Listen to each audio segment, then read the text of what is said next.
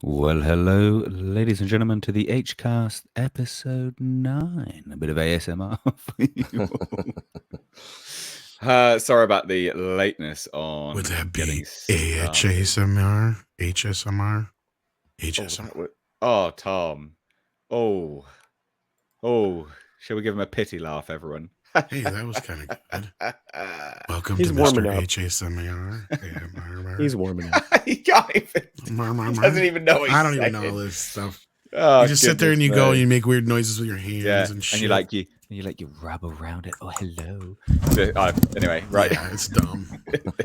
But sometimes you get the right ones and they put you right to sleep. I've never. Anyway, right. Welcome, ladies and gents. We've got loads to cover today. Fucking just move on from this garbage. Right. We've got loads to cover, ladies and gents. We have loads of stuff to do with Disney. We've got loads of stuff to do with Alec Baldwin. We've got Riddick 4. We've got Spider-Man. We've got bloody just everything up the wazoo. Everything's coming out today. Coming up, whatever. It's all there. Ladies and gents, how are we all? Welcome to the Hcast. With my co-host, my brain just stopped then. How you doing, Paulie? I'm good. I'm ready to unload.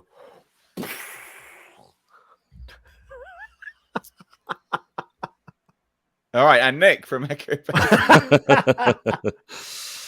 the strange silence right after Paul is talking about unloading his load. He didn't say his load, Nick. I think that's a Freudian slip there. My dude. Probably was. Doing good though. Good. And Tom, how are you? Doing the best I can. Working hard. Hardly another working. Day. Another liar. I'll never see. You're I a wish liar. I was hardly working. That'd be nice. Yeah, that would be good. You ain't working, dog. Oh dear. Well, we've got a pretty action-packed episode today for you all. I hope you're all well. I hope you have enjoyed the content being released today. If you're new to the HCars, what we do here, obviously, range of different topics. Some we cover on the channel, I cover on the channel, and some are better suited to a group format for an open discourse.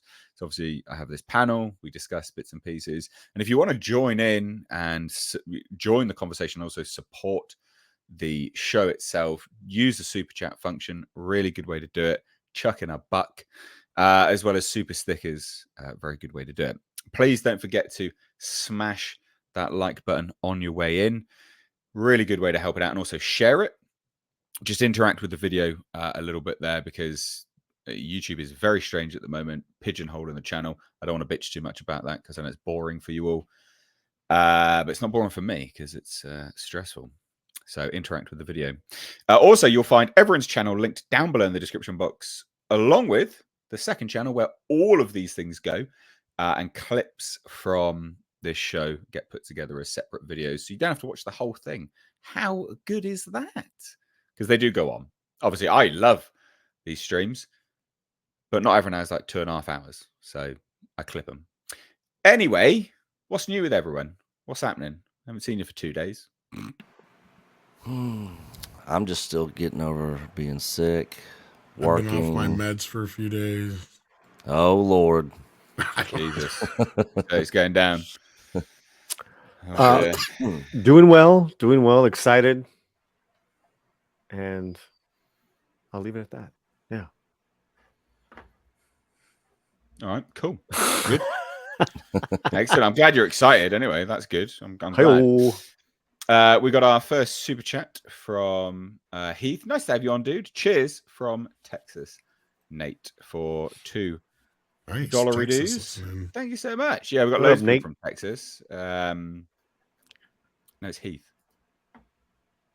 Oh, sorry, I said Nate.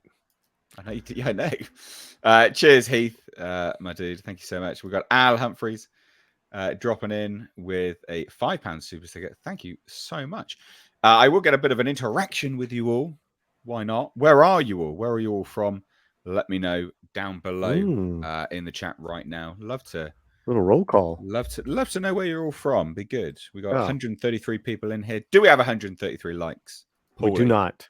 We have 51. Come on. That's unacceptable, quite frankly. Isn't Come it, on. ladies and gents? Come on. Where I come from, that's Wokoso math. That's math. what goes say. That's the math them Wokosos do. It don't make sense.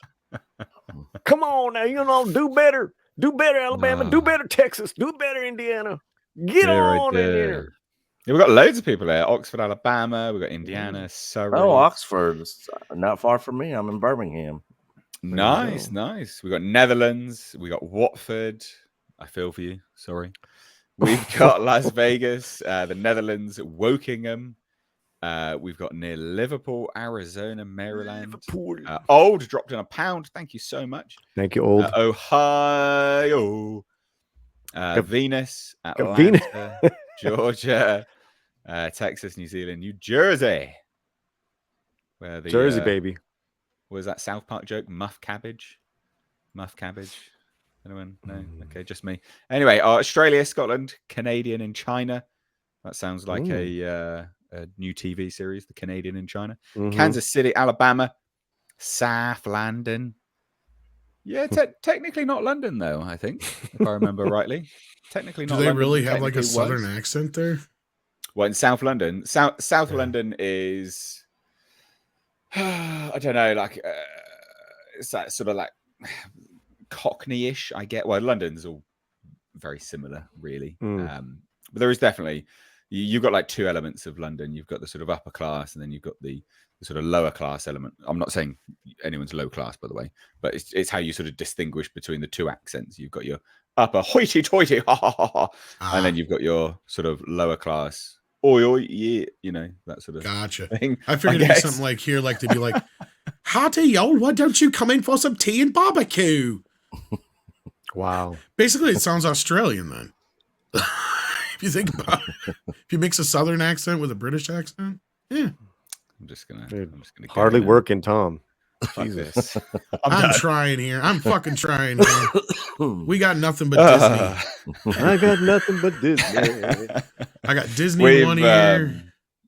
Yeah, we've got an awful lot of Disney news, which actually that is our first topic. Why don't we just jump off with our first topic, which actually is Disney.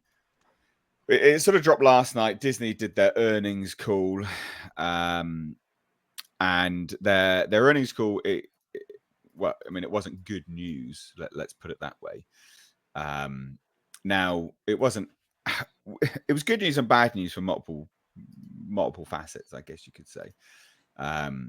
Now, the first things first is, of course, we've got 2.4 million subscribers losing from, see you later, Elizabeth Banks, from Disney Plus. Now, it's important to note, with respect to this, they did just drop out of a big deal in India. So there's a certain element of that, which is actually that. But I don't know how much of that is that. It's a bit... Yeah, we don't. Basically, my understanding is they've grown stagnant in Canada and US. And yes, a large majority of that 2.4 million is people they lost in India. But they're still in a position where they have to start cutting back on things. And that's where the rest of the... Yes. Well, I mean, yeah, exactly. So for those that don't know, obviously, they did their quarter one 2023 earnings call, which is the tail end of 2022. The fiscal year that they are running is not what we have here in the UK. Do you want to explain that? Because I don't fully understand the fiscal years that they're doing with Disney's quarter one earnings call. Tom? I don't personally understand. This is where I usually jump to Culture Casino or Valiant Renegade. Okay. I did invite them. Either one of them are available. Yeah. I was already invited them. Yeah, I was on it. Yeah, I'm not the financial side of things. Like, I usually don't know too well, but I think it goes in quarters, I guess is the best way to put it. So yeah, so it's the same in the UK, but normally quarter one would be January up to April, basically. That's the quarter one. So this was a bit... Well, no, that would be actually quarter four, because it's April to April in the UK. So anyway, whatever. I'm not going to get into it. Basically, that was their quarter one earnings call. So they did that. And they lost a net of 2.4 million subscribers in the last 3 months of 2022, marking the streaming service's first decline since launching in late 2019. However, the quarterly earnings topped Wall Street's estimates, and that's because of Disney's theme parks. But the important thing to note about this is that they're still massively down. So although it's gone up, it's still hugely down. And yes, it beat the estimations, but again, it's still hugely down. And they obviously they lost so much money from their Disney's theme parks because of the situation, the Rona. But it's still not good. It's still not huge. One thing they overlooked or at least ignored was mentioning like the Star Wars cruiser deal. And I know, Nick, you know that was a disaster. Oh, big time disaster. Yeah. Well, how much of a disaster do we know that is? I mean, they're literally canceling dates. I mean, they can't keep. I mean, they're not having enough people sign up for this extremely expensive 2-day hotel visit. Especially with today's economy and stuff, people don't have the money for that kind of thing. $6,000 for you, your wife, and 2 kids for 2 days. Madness. It's insane. I literally went on a 2-week vacation across the country and spent half of that. Yeah, it's absolute madness. So overall, Disney posted revenue of $23.51 billion, up 8%. But again, remember, it's still down, which they, Variety doesn't want to say that for some weird reason. I don't understand it. It's very frustrating when they say this. Up 8% from the bottom. Yeah, exactly. Well, yeah. I was just going to say, in any gains that were really made in this quarter, Bob Iger can't even really take credit for. That's the thing. No, that's like true. He can sit there and pretend all day long, but this is all Chapek's. Yeah. Whatever gains they did make, and that was Chapek working literally Very uphill, hard. facing a snowstorm and an ice storm, dealing with every last thing he could in the way, trying to knock him down the hill, and then Bob Iger's just standing at the top just to push him over at the end, basically. Yeah, well, it was also actually that Bob Chapek was working against everything that Bob Iger had already set up. Exactly. To be over. So he had to deal with all that shitstorm and try and make it out on top. So yeah, even though Bob Iger walks in, he's like, "Yeah, I did this." Like, no, you didn't. I'm just going to undo it all. Yeah, basically. Well, that's not even completely true, because here's the funny part: is as we get into this, you'll start to see that Iger's really going to basically do a lot of the same stuff that Chapek said he was going to do, but everybody's going to kiss his ass for it. Yeah, that's the difference. Exactly the same stuff. So obviously there's adjusted earnings per share of 99 cents for the quarter ending December 31, 2022. So that beat analyst consensus estimates of 23.37 billion and 78 cents. It's not exactly a lot that it's been beaten by. So 23.51 billion, 23.37 billion. Not exactly a lot. 99 cents, 78 cents. Not a huge amount. So there was this statement. Iger announced the results yesterday, Wednesday. Says, after a solid first quarter, we are embarking on a significant transformation, one that will maximize the potential of our world-class creative teams and our unparalleled brands and franchises. We believe the work we are doing to reshape our company around creativity while reducing expenses will lead to sustained growth and profitability for our streaming business, better position us to weather future disruption and global economic challenges, and deliver value for our shareholders. It's a lot of waffle that he's basically saying. So how's he going to do that? 7,000 jobs are going to be laid off. Done. 7,000 jobs gone, which coincidentally, actually, was what Bob Chapek got lambasted with. This was out shortly. This was shortly before he got the axe. Everyone sort of ousted him 3 months ago. When this came out. I think it was like a week later he got fired, basically, wasn't it? It was so close. So Disney plans hiring freeze, layoffs, and cost cuts, according to a memo from Bob Chapek. So this Some is people already felt that was the reason he was getting the axe. Yeah. Yeah, exactly. This is literally what was already in place. So Disney plans to freeze hiring and cut some jobs, according to an internal memo. The move comes after Disney reported disappointing quarterly results, sending the company's stock down to a new 52-week low.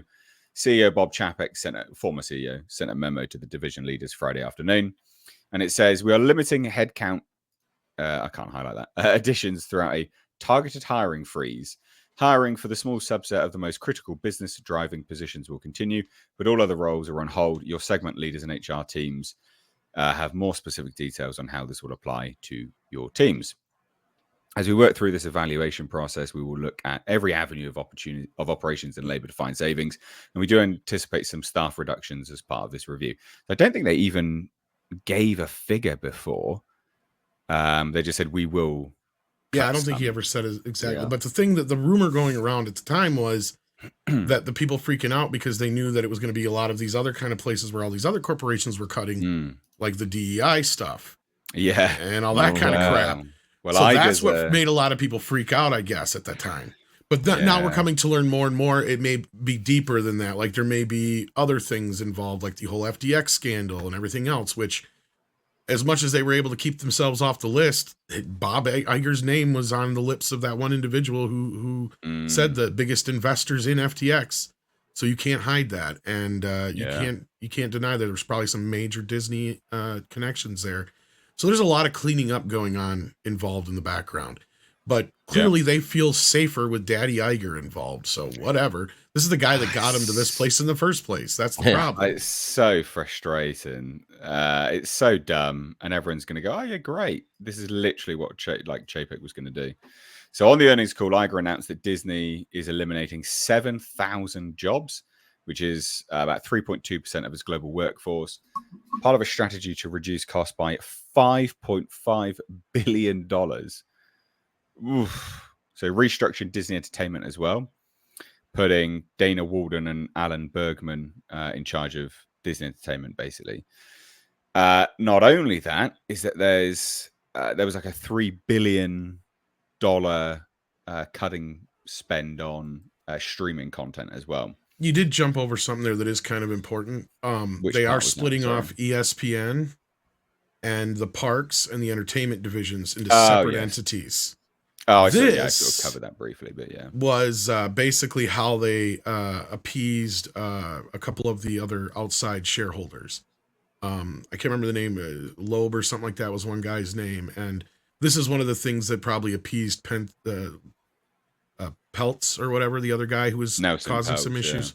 Yeah. So like this was for that reason and that reason, because you had a lot of these guys who are saying you're basically drawing from ESPN and all these other avenues and revenues to pay for the losses of Disney. Because that's what's going on here. Is last year, even though Disney was the #1 studio at the box office, they lost money. If you just do the flat math, right? And that's not even accounting movie math. Like they were like, I think around $3 billion, I think it was that Mikey and I just figured just on the surface of what they had lost in the box office compared to what they spent and what they brought in. So right there, that tells you that they're being covered by these other places. So their entertainment division, that doesn't even count the money they spent out on Disney Plus stuff, right? And we know they were spending the amount of money on these Disney Plus Marvel shows and Star Wars shows that they were basically spending on the movies. Yeah, insane sums of cash. Yeah, insane. But that's why they're like, we need to save $3 billion there. It's like, what? Well, the reason was because ESPN is their biggest money, one of their biggest money things besides the parks. It brings in billions of dollars of revenue because of the sports, the live sports, not their programming shows. Yeah, well, that's why they've lost money now in India as well, because they've obviously lost that, and that's why a bunch of people just like, no, see you later. I'm not going there either. We're done with that. Well, and Sanders not wrong. They've lost like $6 billion. $6 billion seems to be the magic number all the time with Disney. Because now if you look at these cost cuts, they're just over $6 billion they got to make. $6 billion was the magic number that they were under the SEC investigation for. And that's roughly what they spent on Star Wars. Isn't it kind of weird how this is all like... when you're cooking the books, got to round it 6 is the magic number here for some reason. Make it easy numbers to work with, I guess. Because once you take the amount they spent on Lucasfilm altogether, the amount they spent on the Galaxy's Edge and the Star Cruiser, there's about $6 billion. Give or take. It's like it's all around that number. Yeah, 666 is the number of the beast. Sorry, I'm not trying to be all conspiratory here, but I was thinking the same thing before you even said how it. $6 billion keeps coming up. You ain't wrong. You ain't wrong at all. So what do we think about this, everyone? Paulie, what's your thoughts on this, buddy? Yeah, I don't know too much, as far as all the information and details. Didn't sit in on the earnings, didn't watch people watching the earnings. I could care less. It sounds like another company that overworked itself, and now it's going to be cutting back here and there. They're going to say they're not, as far as the overwokeisms, but that's what's happening, and they're going to they're going to start hitting back on the entertainment, as with this other article that I just sent you that that Iger, they're all the same to me. Iger took a victory lap with Avatar, because Avatar was their huge fourth quarter hit, and now they're going to be doing the Avatar experience in Anaheim. They have 3 movies lined up. It's a franchise now. It is a legit franchise. This is what he was hoping for with Star Wars. So just take Star Wars out and then put in Avatar now. I think it's interesting, and if they play their cards right, they could ride this one for about next 10, 20 years. Well, they say this, don't they? He called it the Avatar experience. But I think a lot of this is maybe for investors, though, and for Wall Street, because he's like, details will be coming soon, not providing any today. Well, the only he did the details was that it was going to be in Anaheim, in Disneyland first. So if they go small and build it up, and they're definitely and also too, there's movie release dates for every couple of years for these Avatar movies. It's true. Do you think do well? They're going to do well. Do you? Yeah. They better hope anyway. Well, this is the thing, isn't it? I wouldn't have thought this last one would have done as well as it did, but surprise, surprise. Yeah, well, this is the thing. It's difficult to talk about it too much, because at the end of the day, we all got it wrong, right? Like, we all thought. Like, I can't remember what your thoughts were on this, Paul. If you thought it was going to do well, I didn't get it wrong.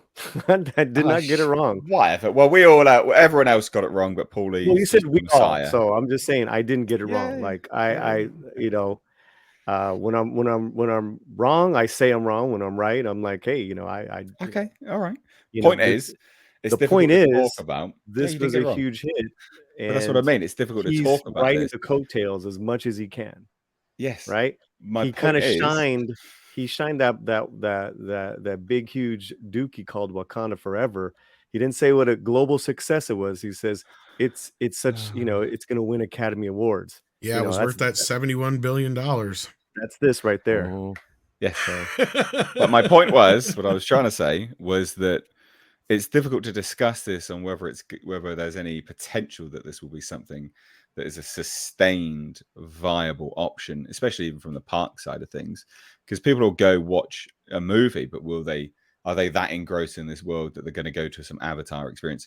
Because the majority of us got it wrong. That's what I was trying to say. It's difficult to discuss this on that level. At the end of the day, they clearly think that they've got a hit with this and they're going to invest in it. But I do wonder what the general populace will view. I don't know whether I can see people coming from all around the world to go to that, like they do just to go to Disneyland in general, or you see what I mean? Like, I don't know whether that's going to be why as much you would start small, Nate. You would start small just with the states. If they're just doing Anaheim, the first Disneyland, they got limited space. Let's see who designs it. I don't know what, but they're probably what they saw is that families have gone and are still going to see this movie. Let's jump on that, because that was supposed to be our Star Wars, and you know what happened there. Well, yeah, well, they pooped all over it, unfortunately. Yeah, wasn't good. Was not good. Actually, The Force Awakens did better than this did, if you think about it. We still have to wait and see how it finishes. Tom always cracks me up, man. Did it? He can't take the L. It's always got to be a little angle. Always got to be a little angle. But 20 years, Tom, and not you, Tom. And it was the biggest movie of all time. Anyway, we've got some super chats to get through. Well, it had been. It had been 20 years since the Rise of Sky or the whatever, the Revenge Yeah, of the that is. Sith. Yeah, you're not wrong. Old sent a £2 super sticker, says Velma is so bad I'll spend £2 Ooh. just to say it. That's all come to an end now, Velma. Oof. I think that's the final one. It'll be interesting to see whether they come out and do season 2. We had obviously Tom Concolon. He said that like if they were, they would have all been signed up by now. So due to the animation sort of pipeline of it all, so it'll be interesting to see what happens. And also as well, like on the topic of the things like Constantine 2 and things, they were very quick, Warner Brothers, to come out and refute that. They haven't been quick to come out and refute anything else. Like Gal Gadot's fired, silence, crickets from Warner Brothers. Oh, really? Well, yeah. Like where have you seen anything from Warner Brothers disputing any of the firings from anyone? No one has. Jason Momoa's fired, crickets from Warner Brothers. Constantine 2 is cancelled. Wait a minute. It's ready to go. Happened during our HCast 2 days exactly ago. Yeah, this is what I mean, right? Like this is what I mean. Like Warner Brothers have only come out to comment on one thing. So when we talk about Velma, for instance, like people have been saying, season 2's greenlit, it's cancelled, it's a dud. Crickets. Complete crickets. I find it fascinating what they're happy to comment on versus what they're just like, whatever. We just fucking leave that. We'll leave that to ruminate in people's minds. I think that's interesting. I think that's. I honestly, I find that fascinating because you think they're obviously considering it from a PR perspective, right? So what's good or bad PR for them? Oh well, this is clearly bad PR. We can't have this. But they obviously don't. You'd think like Gal Gadot being fired would be bad PR as well, but they're like, we don't care. That's fine. We'll just leave that. No worries. Just leave that there. Because the same brand, it's DC. Anyway, interesting. Yeah, if they're going to comment on one thing, you'd think they'd comment on other things, especially as big as when it's involved with the DCEU moving forward, which needs to be big for them. Yeah, exactly. I do have a question. Maybe Tom will know. Just wrapping up. I don't know if we're going to go on, but in regards to Avatar, who originally bought it? It wasn't Iger, was it, Tom? Iger bought Fox, yeah. Okay. All right. I'm just like, who greenlit all the movies being made? Well, Avatar was already, I think, in the pipeline. Like they were already working on that at Fox way before Disney came in. That's what I was saying. Was it really worth the $70 billion? That was the joke I was making. But yeah. Yeah.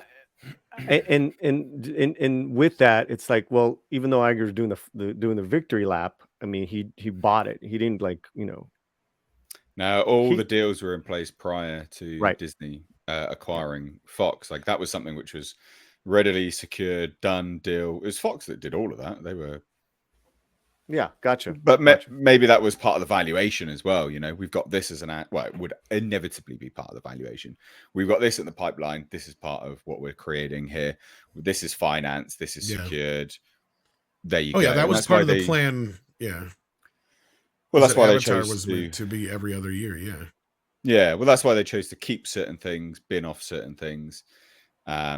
This is why I was saying about Prey, for instance. Prey was an interesting one because it was already done. Like it was a done deal. It was greenlit under Fox. It's nothing which they could literally, and it's financed under Fox, right? So they just bought it as part of acquiring Fox. So Disney can just go, we'll just put it out and see what happens. It's a loss leader. Well, it's not even a loss leader for them. It's nothing for them. Like Prey is just, we'll see. We'll see what the market says for Prey. And I guess that's why they were happy to put it on Hulu, because it doesn't cost them anything further past their acquisition of Fox. It actually made a great deal of sense, although some people would agree or disagree with the quality of the film. But the way that they handled that was quite smart in that regard from a business perspective, just from a business perspective. But yeah. No, and actually, funnily enough, outside of the Alien series that's coming up in the movie, they haven't really utilized any Fox properties yet. If you think about it, because all the movies they did release that were Fox properties were movies that were already None, done is and in it? the can. Yeah, But what does Fox actually own as an IP? What is a Fox IP? well, they have Aliens. They have Aliens. Outside of Predator. those things. Yeah, Aliens and Predator. But what else? Obviously, they had Avatar, which was the reason Iger mainly wanted it. Aside from they had the older Star Wars, they had the distribution rights to the original Star Wars. The X-Men They, universe. of course, had the X-Men and the Deadpool universe. Well, And basically, outside of Deadpool 3, which you could basically chalk up to being a Marvel film, that's the only thing they've technically greenlit under the Fox banner so far, outside of the Aliens project. Well, I guess we're talking about very specifically there. Yeah, but they have Die Hard. No, they have all kinds of other stuff. Planet of the Apes. Planet of the Apes. Planet That's of the right. Apes. You're right. Yep, that's the other one that got moving. You're right. We Yeah, just I'm got just some word looking on now. that. That's right. I forgot Yeah, about I'm just that, looking now. So that's one that they did. I say Fox does have some properties. They just haven't utilized them themselves so much in the last few years outside of Planet of the Apes. So like the Fly. The Fly, apparently. yeah, they've got a few things. That's the thing though, is I Night thought at the Disney Museum. Yeah, I thought they would turn around and use the 20th century banner to do more adult oriented stuff. And they haven't. See, that's the thing that's got me scratching my head. Going, okay, you sold Dimension and Miramax X amount of years ago. You haven't really used Touchstone Pictures at all in years. Why did you buy Fox if you're not going to have the whole 20th Century Fox logo in front of movies anymore? Basically, just soaking up into Disney has done nothing but sully Fox at the end of the day, if you really think about it. Yeah, they've really done nothing, actually. They've really done nothing with it. Like I'm looking at it now, like they've done, and they did an amazing job back in the day of not making, unless you were really privy to it. Like most people wouldn't realize that Disney released Pulp Fiction, Clerks, Hellraiser 6, 7, and 8, or whatever. You know, like unless you were paying attention, you didn't know these things because they were released under the Dimension and the Miramax banner. Robert Rodriguez, Blood In, Blood Out, Quentin Tarantino, all these guys got their start under Disney, and we have a specialist with us now. Oh, there he is. What's up, Culture? Specialist. Greetings. We needed you earlier. What's up, man? I'm sorry. I apologize. Real work gets in the way sometimes. Sorry. Whoa. Real work. Yeah. Well, are you saying this isn't real work? Unbelievable. I am not. Notice how he comes on and that's what he says. The first thing comes out of his First mouth. thing, eh? No, actually, the first thing He means responsibilities at work got in the way. Yes, that's true. Yes. Outrageous. I fought for you to be here, Culture. What's going on? Outrageous. Why do I not believe that, Paul? Why do I not? Dear, dear. Ask Nate, man. Yeah, no, you did. No, we had fisticuffs. We had fisticuffs. Yeah, Are you at Red Letter Media Studios, Culture? What is that? That is so scary. All that. Yeah. All that. Yeah. What? Me? The all black background. What color would you like? What color would you like it to be, Nick? And then the hair. Oh and the beard, I'm all good melting with all down black. into one. Good I should Lord. fix that. It reminded me of Red Letter Media. Funny. Good to see you, Chulo. Need to get to some more super chats briefly before we shuffle on. Matuine for $5 says all that Iger BS spin and 7,000 being laid off made stock price jump. $11 after hours. Today after hours, it's $1 lower than yesterday's close. Whoops. Yeah, well, Culture. Thoughts? You know, I'm just not surprised. Bob always gets a positive reaction from people who are low resolution, and at the same time, he'll get the high end folks as well. He'll get the institutional investment dollars. Ultimately, that's the reason he's back in that gig. I mean, Uncle Bob wouldn't be there otherwise. But it's surprising. No, the company's been overvalued for a long period of time. It should always be trading somewhere around $94 to $96, in my opinion. You know, and so when it hops over $100, that's a good thing. It was way overvalued when it was close to 200 or hovering in that ballpark. So, they really stepped in it when they bought Fox, and I think that's where I walked in, where Tom was talking about, you know, how they've undervalued Fox from that very point that they purchased them, you know. And then you just to add context to that, and then I'll stop talking, is this very fact that when the bill comes due, which it's about to for Hulu, Bob's talking about selling Hulu off. And you're talking about a $9 to $11 billion check that they'll have to write to Comcast if they decide to take over Hulu completely. And that, I mean, that I deals enjoy Hulu way much more culture than Disney Plus, and I'm subscribed to both. Yeah. Oh man, I hope someone else buys Hulu. That would be great. It's a possibility. I just, think about all the content they have to license, and I'm sure you guys had already talked about that. But if for the stuff that you don't license, Hulu's the perfect place to drop it all. You have so much stuff. That catalog was the whole reason you spent $70 catalog. I mean, that alone is Tom's. It's Tom's a dream come true, right? That catalog. Well, the catalog of Fox is not being used at all. Nope. And Hulu, what they've been mostly well known for, because I know for our international audience, a lot of people are like, "Who, what?" Because a lot of people don't even have Hulu. Well, Hulu came along right after Netflix and got in on the wave. And what Hulu was known for was they were the ones who'd get all these licenses to get the shows the next day. So, like, say whatever your big show was, American Idol, Big Bang Theory, what have you. The next day, Hulu would have that on their thing already, and it was very affordable. So you had those things going for it. So in the US, Hulu has been very popular and arguably been the only competition Netflix had for a long time. Well, I just think this past quarter too, this past year culture, it's like the Prey, indie show, like kind of like smaller shows that have been they've really started getting into the original material. The original material is just superior to anything that Disney Plus has put out. I hope to God they sell it.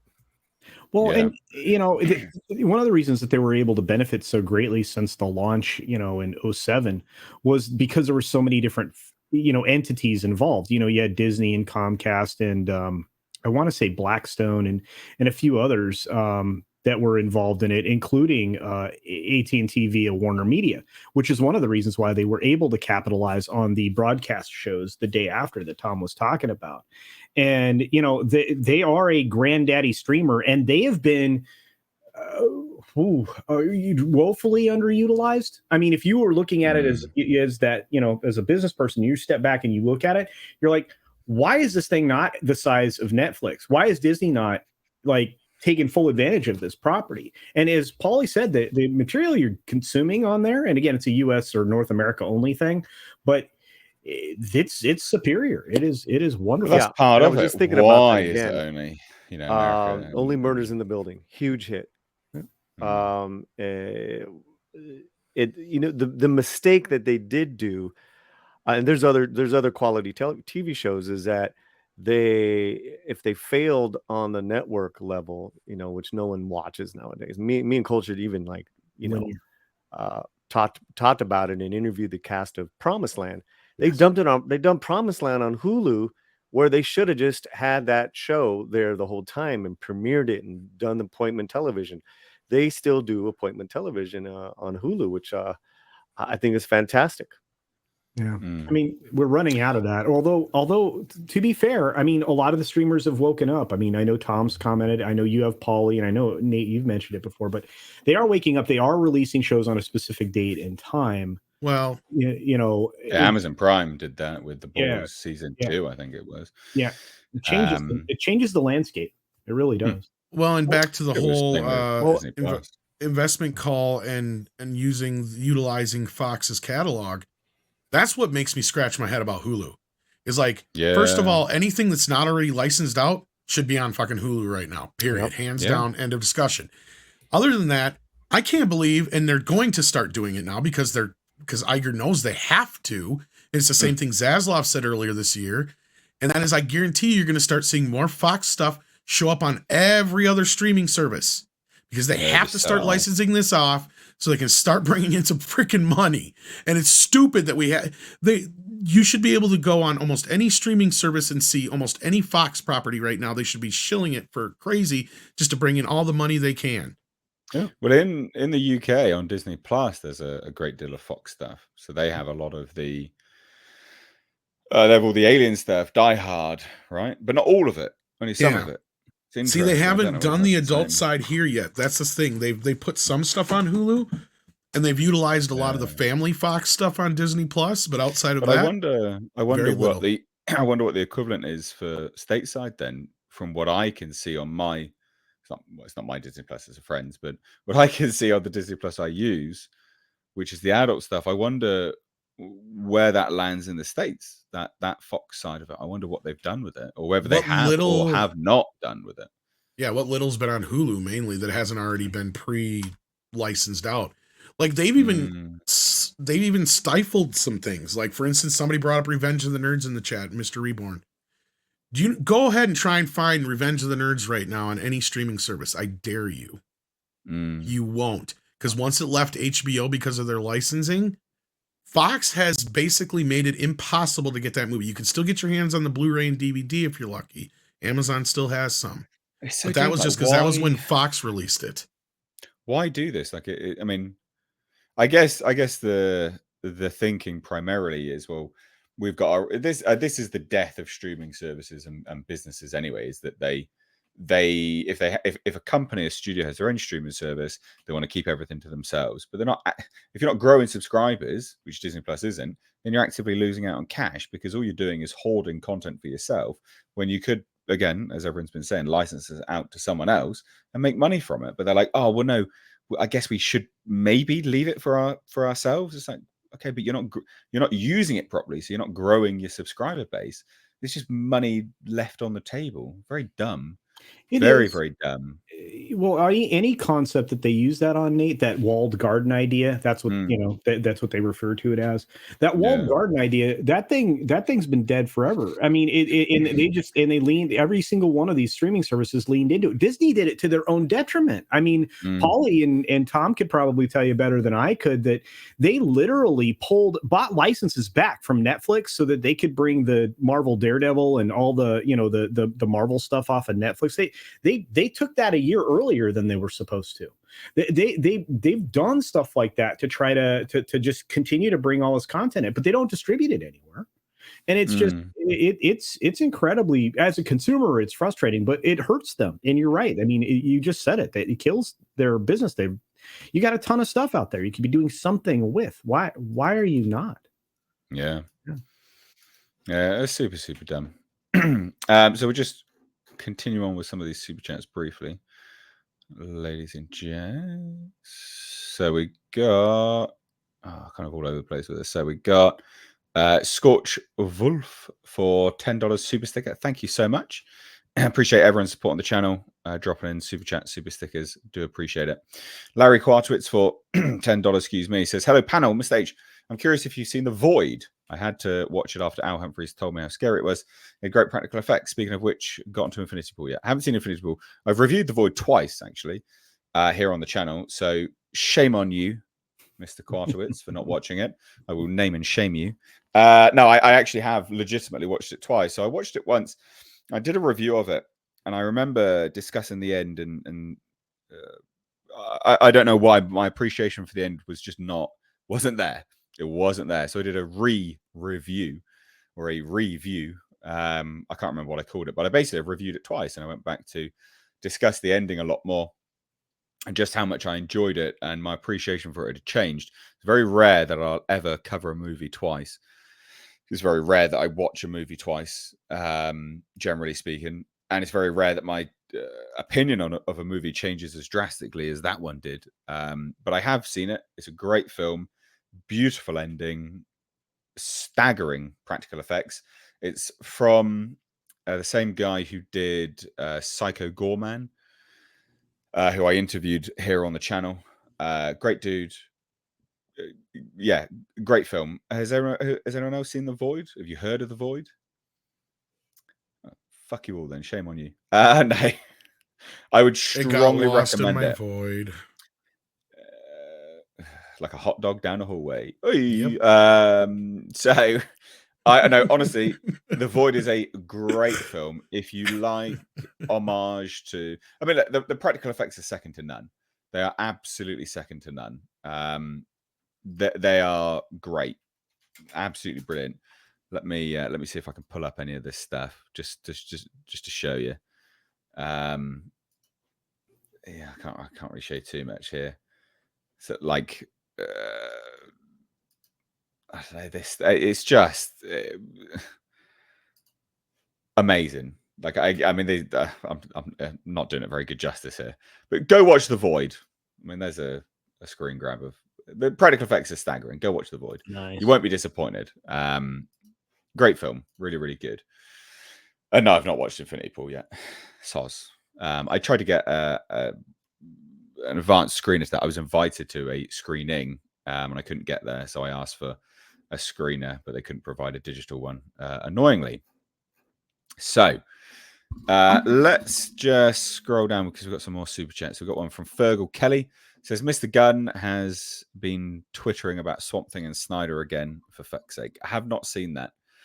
Yeah, I don't follow him on Twitter because he annoys me.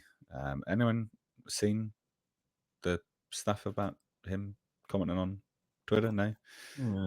All right then. Not today. I mean, the last time I seen him do anything about Swamp Thing is he retweeted James Mangold thing about it. But, yeah. Okay. Yeah, I haven't checked in today. Yeah, I try to stay away from a lot of stuff on Twitter these days. Albert Nada Retro says they probably removed nerds because of the scene where the nerdy guy takes advantage of the cool guy's girlfriend. I always thought that scene was stupid.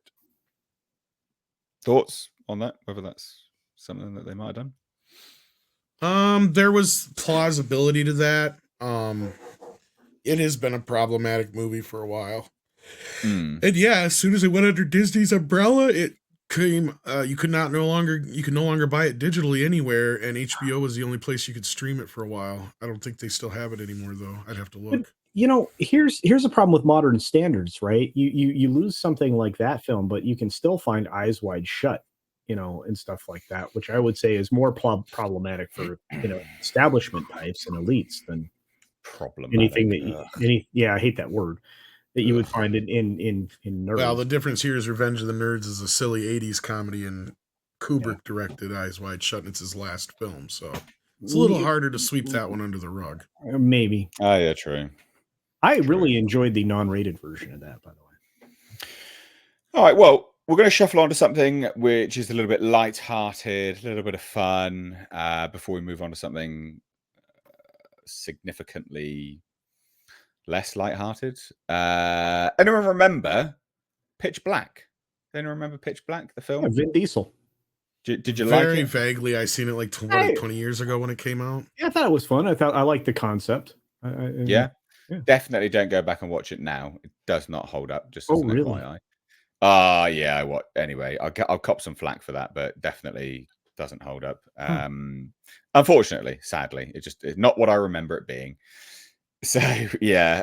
However, obviously that was the attempt. That was an interesting one anyway, because Pitch Black was actually spawned from an Alien movie pitch, believe it or not.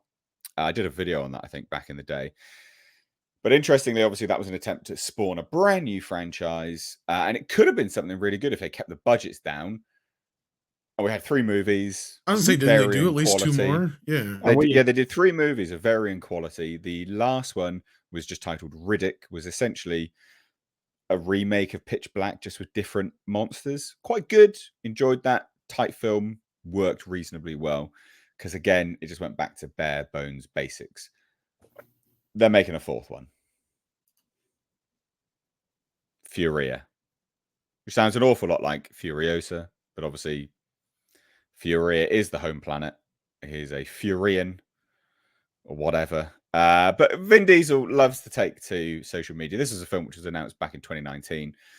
And he's taken to Instagram to share concept art for the 4th film. This is it was announced in 2019 that it was in the works. We've had no updates since.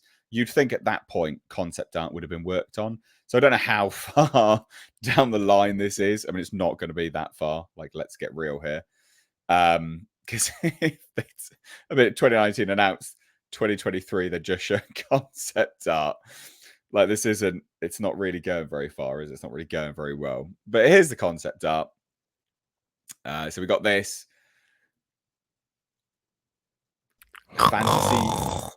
Fantasy guy, I guess. I mean, it looks fine, like, but it could be anything. There's nothing which pushes this into this world, is there? It reminds me And of like then- a reboot of Stargate. It looks sort of Stargate-ish. Looks like a video game. Yeah, it But- does. Yeah. Yeah, It well, also the looks next- very AI. World of Looks like something out of Warcraft. Warcraft. Exactly. Yeah. Thank you, Nick. Yeah. Yeah, I We're can thinking see the that. same thing. I can see that. So he says Furia awaits, and then his next one was this, which I think he's being It's a very storyboard, generous. obviously. Yeah. He's being very generous with the muscles. Oh, on that's here. story form break. Yeah. Well, Let- he's gonna have to lose about 60 pounds. Well, Yeah. he's 60 clearly pounds? trying to Amazing. generate some buzz for this. He's like the Charles Barkley of Fast Is and the he? Furious actors right now. Yeah, he's Is gained he's gained a little middle. Well, Oh, and I was just dear. going to Well, I speak mean, he of is Fast old and now, isn't Furious. he? I wonder if that's why he's doing this, is because isn't that the rumor that this last one The is last the one. last one? So, Yeah. or it's not even a rumor. I don't think I was going to say. I think it's pretty much been confirmed. Oh, yeah. So chances are he's got the time now. He needs to do this. He's either trying to juice up. I think Universal is the same company that does Riddick, right? Juiced So, There's a I'm just trying recent to- picture of him. I just saw it today. so either this is a Okay. trade-off for him to get to do Riddick 4 for all doing the last 5 Fast and Furious movies, or he's trying to bone up some interest for it, or maybe he does actually have a part 4 Bone. coming. He's just finally gotten around to it. Well, I think that's interesting. it's not like Maybe- Universal doesn't own one. Maybe when he announced it in 2019, it actually wasn't in the works, and he was doing it to drum Maybe. up. Well, we interest also and have to remember excitement. that we had COVID in between there too. Yeah. And he's but trying, and he's got to wrap other up. other films did get moving. Yeah, I think he was just Yeah, trying but to he's wrap also up- done what two Universal Fast Yeah. Furious movies in the middle of there. So Yeah, true. Yeah, I think he's trying to scrub up and finish, what he's doing with the Fast and Furious, and then get his name out there one more time. I don't know, but I just like I'm saying, I'm like, not only is he being kind with the muscles, he's being kind with his abdomen, and I'm, and I'm look, Oh, I'm you're not a small being guy. you're being cruel here, Coach. I'm being honest, but look, whoever the guy is that's pictured in the AI picture we were looking at, that looks pretty cool. Well, what do we think about the concept art? What do we think about this continuing? Obviously, you watch Pitch Black. Some of you weren't even aware there were more movies. Chronicles do you care? of Riddick, Do you want this to be something? Are you I don't interested? care, but for fans of the franchise, go for it. I remember when the other 2 came out, they were fairly popular on video because I know that at least the second one came out on video when I was working at the video store. So, I mean, it's always been probably his 3rd best known character outside of Fast and Furious and Triple X. So, Yeah. Yeah. Well, so Paulie, Have you you seen don't the care, law? do you? I'm sorry. Stay on track. Do you care about this? No, not really. But I was just looking at Vin Diesel's Instagram page, just trying to figure out what the hell is going on with all this Okay. stuff. Nick, do you care about this at all? I've liked all the Riddick movies. I'll definitely check it out. I mean, I'm not like super hyped, like, oh my god, another Riddick movie. Like, I can't wait, but I've liked you the would watch previous this? films. Yeah, I'll watch it. Okay, all right. And Tom, give a toss. not Tom. likely because I don't even remember the second or third. I don't even know if I watched the second and third one. The third Yeah, one's it's not okay. bad. Like I remember the Yeah, I third thought one. it was It's decent very enough. very back to I basics. Like, think I watched the second one.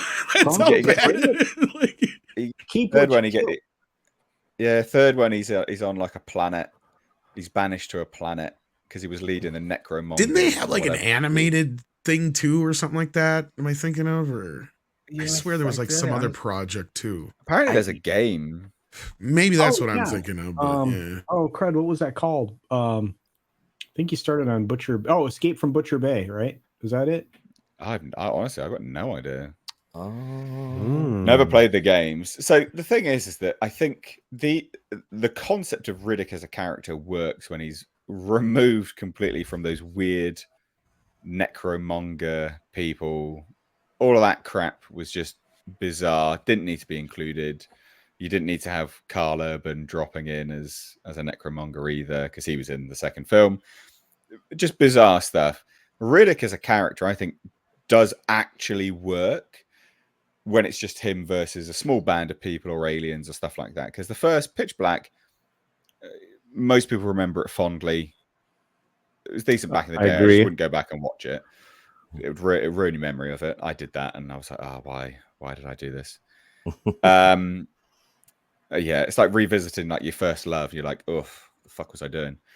And then the third movie is basically the same thing. Like it's back to that basic element where he's just alone on a planet, minus like an alien dog thing that he saves, and then he's just fighting aliens again, right? And it works. That works. It works cool, right? Like because as a character, he's few and far between on the words, and that's also where Vin Diesel shines as an actor. He's not saying much. Yeah. So, but he's got good screen presence, you know, as these characters. So it worked. Like, so I'd be keen if this is that again, but it's not from the concept art by the looks of it. So I don't know. There's my thought. Anything to add, chip in on that culture? I haven't really sort of heard your opinion there. I'm probably the only person here that liked the second film, but you know, I didn't hate it. I just thought it's very different from the first. Yeah, they went in a one. completely different direction with that second one. Yeah. I thought there was a lot of room. I thought there was a lot of room to go from there, but you know whatnot. I look at it and I go, this is over 22 years too late. Just put it. Yeah. I almost sort of like the same deal with Avatar. Yeah. Oh God, don't say that. You're gonna get bloody Tom started again. Yeah. And then Paulie gonna get started. Well, that or we'll And get then this it's dead fucking wrong, yeah. and it'll be a huge franchise for him again. Like, wow. Yeah, true. You never know. This movie will gross $2 billion. I feel like I don't know about that. Yeah. You're like, Riddick is back, baby. I picture come out. Wait, what now? When is it being released? It's not. There's no release date yet. Yeah. No, I meant the fast one. I have no idea. Oh, that's this summer, isn't it? Yeah, this summer. Yeah, this summer, May or June, I think it is. Yeah. Yeah. It's taken. Yeah, I think it's May. Yeah. Here's May 19th. Here's some fantasy casting for you, though. I think he would be great as the new Mel, and for Mel's Diner in the Happy Days reboot. I think he'd be great at that character. Don't give him the idea to give us some Happy Days reboot culture. That's all we need. You know, for a second there, he was considered a decent actor. He did he was, Private Ryan. He did a Boiler Room. Boiler Room was great. I don't care what anybody says. It's fantastic. All right. I've never thought it was that great. What was that other one I was thinking of? I love that film. No idea. I'm gonna look it up. We got a super chat from Jack. Says the best Riddick IP is actually not the movies; it's the stealth action game Escape from Butcher Bay. That's what I thought it was. Yeah, that came out in 2004. Most underrated stealth game, and even surpasses Metal Gear Solid in my. Yeah, it got rave reviews. On PS3, that game. Wow. Yeah. I think Paulie's thinking of the pacifier. No, he's like babysitting the kids. Oh yeah. No, I'm absolutely not thinking of the pacifier. You sure, Paulie? You sure? You know what? Until you just said it, I have never thought about the pacifier. But I want to thank you. I want to thank you, Nick. And Echo Base Pacifier Network. You have. Knock Around Guys. It's your favorite movie. A Man Apart. I'm trying to think of any Vin Diesel movies I've actually freaking watched besides Pitch Black. I enjoyed Triple X, the original. Knock Around Guys. Yeah, I liked the original Triple X. I vaguely remember. I don't think I've ever watched the whole thing. I think I watched it in the video store. But I was Babylon AD, The Last Witch Hunter. A Man Apart, I thought was good. I thought Babylon AD was one of those movies that was like a horrible flop. Wasn't it? Yeah, it was. I don't. Yeah. All right. Well, I think it was. So, anyways, it was a very like two years where he was actually doing some acting, Saving Private Ryan. Okay, only some acting, not a lot. Capazio. Cool. Hey, you guys.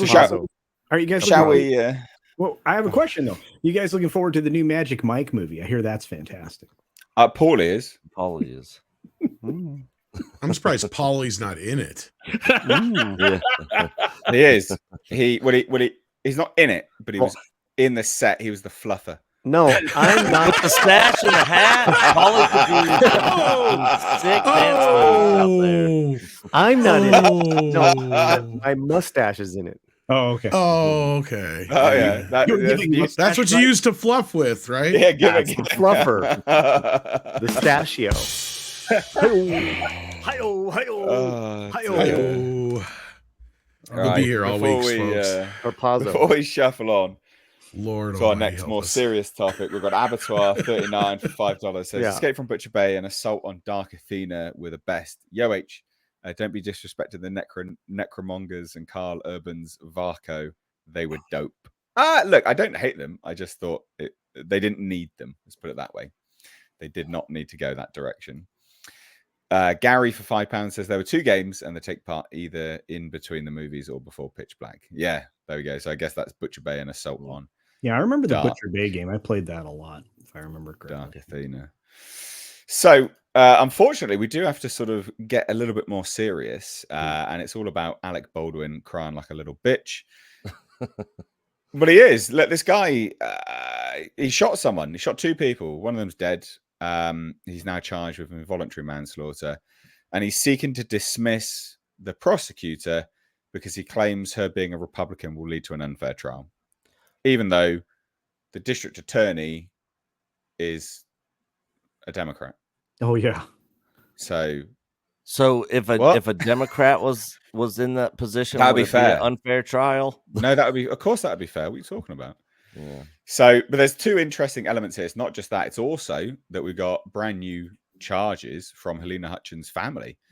Now it's the mother. It's the mother and it's the parents basically, and sister.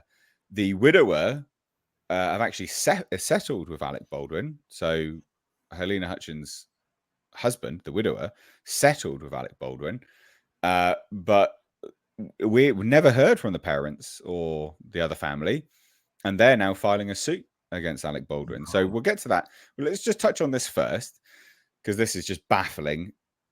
I don't get it. When I do get it, this is just him clutching at straws to get it thrown out. Yes. Alec Baldwin obviously filed a motion to disqualify the special prosecutor assigned to take him down, basically, regarding his accused involuntary manslaughter of Rust cinematographer Helena Hutchins on the grounds that her right-leaning political affiliation makes her appointment unconstitutional by New Mexico law. Laughable. So let's get to exactly what was stated. And it's here. So this is by his attorney. Honestly, it might help him more than it would hurt him. But anyway, let's hear what they have to say here. Yeah. Under Section 1 of Article 3 of the New Mexico Constitution, a sitting member of the legislature may not exercise any powers properly belonging to either the executive or judicial branch. As a special prosecutor, Representative Reeb is vested by statute with all the powers and duties of a district attorney who is considered to be a member of either the judicial or executive branch of the New Mexico government. So it further says, because of her political affiliation, potential influence on her colleagues in the legislature could thwart any efforts to legislatively foreclose a prosecution that has been widely criticized as unjust and unprecedented. No one's saying that. Alec, mate, no one's saying it's unjust or unprecedented. No, literally no one. Well, barely anyone. Who's saying that? Even if she recuses from votes on her own compensation, her clout with her colleagues on other matters could wittingly or not encourage them to maintain funding for her position. Were the arrangement here approved by the courts, future district attorneys could seek to curry favor with legislators who control their budgets by appointing them to high-profile cases, distorting the legislative process. Yeah, and it continues. So this is the footnote element, right? Baldwin would go on to suggest that Reeb could potentially be pressured into making prosecutorial decisions that benefit her own legislative interests, basically saying she's compromised. Prosecuting a prominent defendant associated with an opposing faction within the legislature, even in the face of conflicting evidence or law. And even if she does not allow her legislative interest to influence her prosecutorial choices, this is the hilarious part, the perception of bias could diminish public confidence in the fairness of the criminal process. The legal question is not a close one. She must be disqualified. Well, hold on a minute. How are you going to get unbiased? What? I think dismissing her and getting and swapping someone else would make people lose public confidence, right? Yeah. Dickhead, like what is going on here? Like, is this not laughable? Can I? It's an interesting question. If you scroll up to like I think 3 paragraphs before where they outline the law or tried to. Well, This part, yeah. And that shit aside, I was trying to say like having a Republican who actually probably is more pro-gun rights and all that kind of stuff would probably help his situation right now because I want to know who his lawyer is, so I'd never fucking hire them. Luke Nichols. Okay, Luke, you are one of the. You should be disbarred, my friend. You have done nothing but walk Alec into a fucking fire pit when all he had to do was keep his goddamn mouth shut from the start. And chances are, even if he's being charged with this shit, he's not gonna get any fucking jail time out of it. Let alone prison sentence or anything else. If he just keep his fucking mouth shut, not do stupid shit like that. This is his lawyer's fault. Like, look, I mean, Alec Baldwin's a child. He's a fucking child. He has the brain power of a child. You have to, and I know, Paulie, you hate this, but some actors are that way. They don't know how to fucking speak in public. They don't know how to act in public. They don't know how to act any way but narcissistically. And that's all Alec Baldwin has done since that fucking gun went off. No. He has not once thought about anybody else but himself. No, you're not I don't see the equation of actors in manslaughter. That's garbage. No, you can say that. You can say that. Stop, Paulie. Okay, the timeout. The thing is with the whole gun thing. Let me finish. You can equate. You can. That's not what he's saying. You can equate them to being egotistical. That he's not saying manslaughter and actors. He was just, there's an equation there. What was that? What was that argument he just did? About him being an idiot and opening his mouth, Paulie. No, stop. Yeah, his lawyer needs to just go up to him. That's my opinion. All right, Nate. I can look. I'm giving my opinion, right or wrong. That's literally not what Tom said. That's literally not what he said. That's what I heard. Yeah, well then, okay, fine. Let me shuffle on because this gets funnier because we get the district attorneys, the Santa Fe district attorney's office. Robert Schilling dropped in here and says the first rule of gun safety is never to point a gun at someone you don't intend on shooting. 100%. Right? Who also said, because this is the important thing about why they're being charged, which is obviously, you've got to weigh it up against with this new motion to dismiss someone, right? Because this is the district attorney's Democrat, and obviously they're trying to get it acquitted on the, not acquitted, but thrown out or whatever, get the person removed because of political affiliations. So they're saying they've been accused of involuntary manslaughter and the commission of a lawful act. Why? Well, because the first rule of gun safety is never to point a gun at someone you don't intend on shooting. So that's very hard line gun safety, which is true anyway. You should always do that. Who also noted that the actor should have assumed the gun he was handed contained live rounds. Schilling also pointed out how Baldwin neglected to undergo required firearms training prior to the commencement of filming, even after Hannah Gutierrez-Reed, the armorer, requested more training. So there's that element. So that becomes really difficult as to why, like, you can see why no motion to remove someone from the case is going to help him in this situation in terms of why they're at least trying to get them done for involuntary manslaughter. So we have this. So Baldwin previously said to Chris Cuomo that his role as producer precluded him from being held legally responsible. But Schilling says no. As the producer of a firearms-intense film, evidence shows that Baldwin allowed, through acts or omissions, the hiring of inexperienced and unqualified armorer Hannah Gutierrez-Reed for this production, failed to mitigate or establish more precautions to protect against Hannah Gutierrez-Reed's inexperience, or failed to demand the minimum safety standards, protocols, and requirements on set. Which, that's what I was saying from the start. He was influential in getting the film even off the ground. So there's that.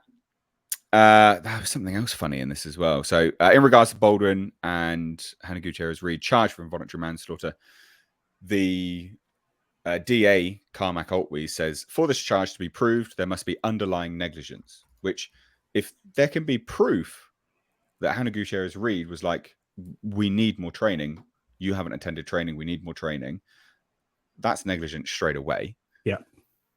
Straight away, that's negligence. And under New Mexico law, involuntary manslaughter is a 4th-degree felony, punishable by 18 months in jail and $5,000 fine. This charge also includes the misdemeanor charge of negligent use of a firearm, which would likely merge as a matter of law.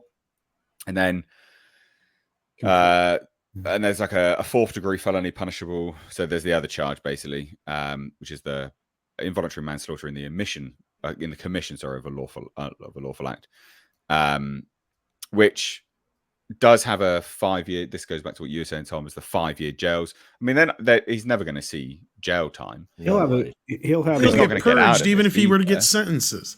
Well, like that's the thing. Yeah. I don't think that'll happen, but I think they'll set it aside. I think they'll set aside the term in favor of like probation.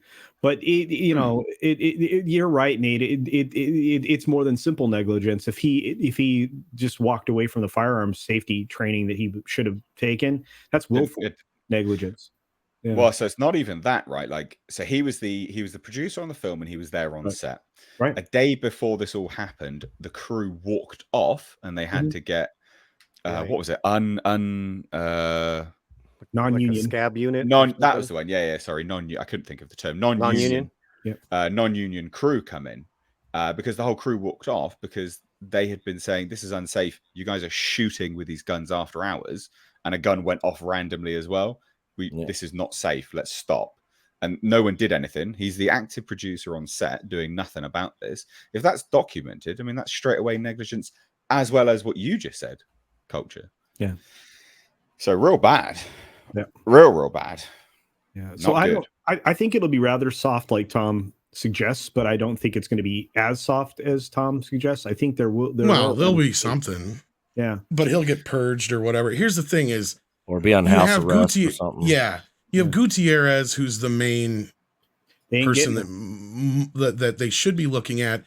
And another person they haven't even brought up once. And that's probably because they also got hit with the bullet. And that is the director. Nobody once has brought up the fact that the director is the captain of the ship here. Why weren't they involved in any of this?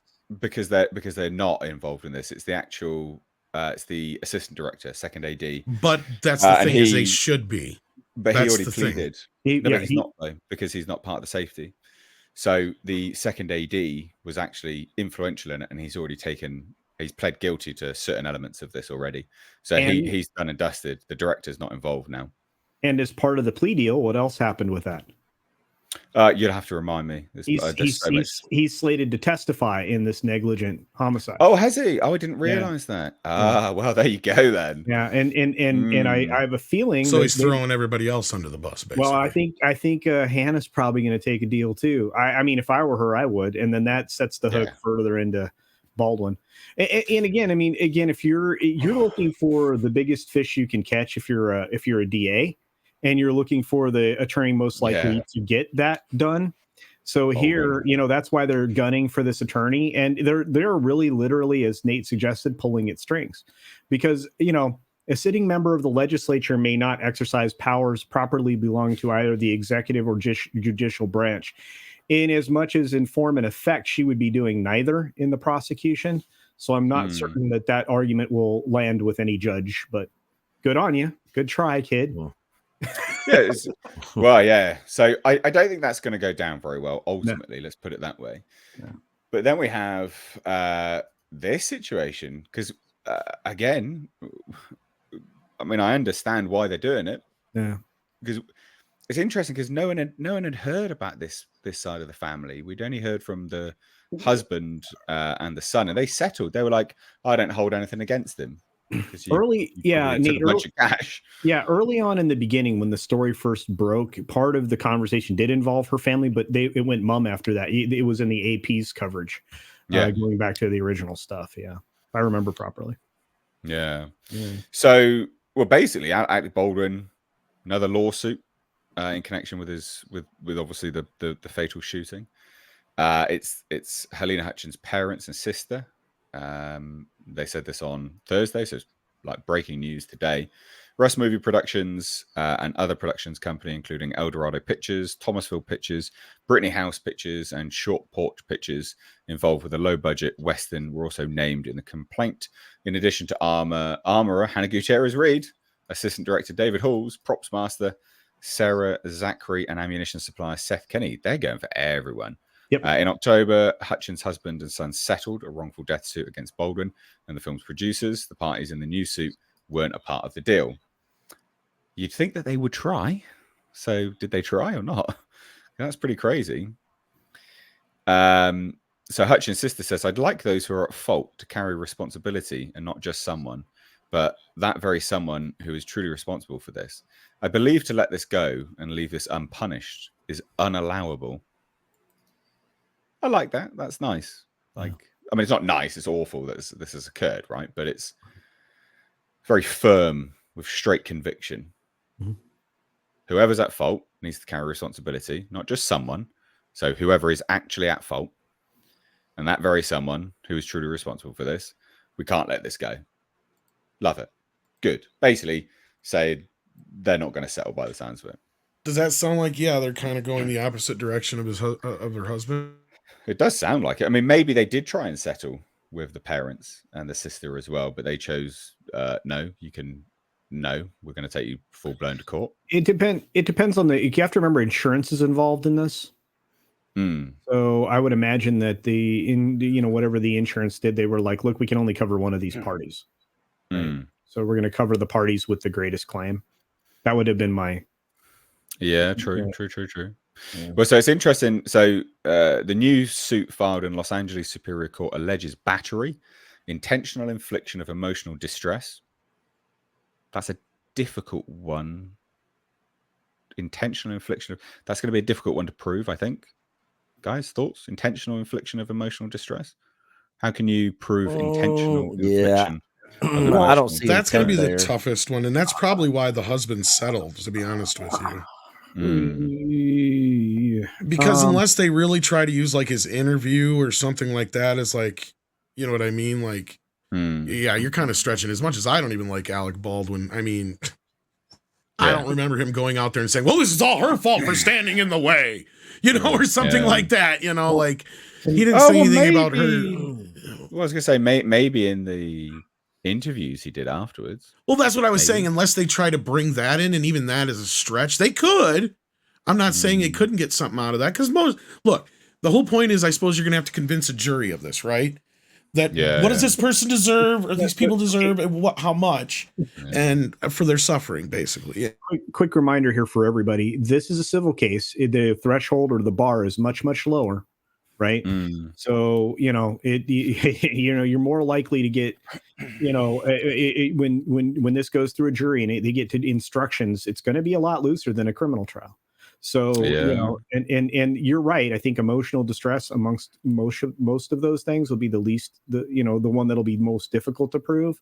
But again, let's say you get the criminal complaint resolved quickly, that can be used, to further press this issue, because if they do find that there was willful negligence on his behalf, then you might have a different conversation around this particular language. I don't know. Yeah, well, they continue with the suit itself. It says negligence and loss of consortium, which recovers damages for relationships that are mutually dependent.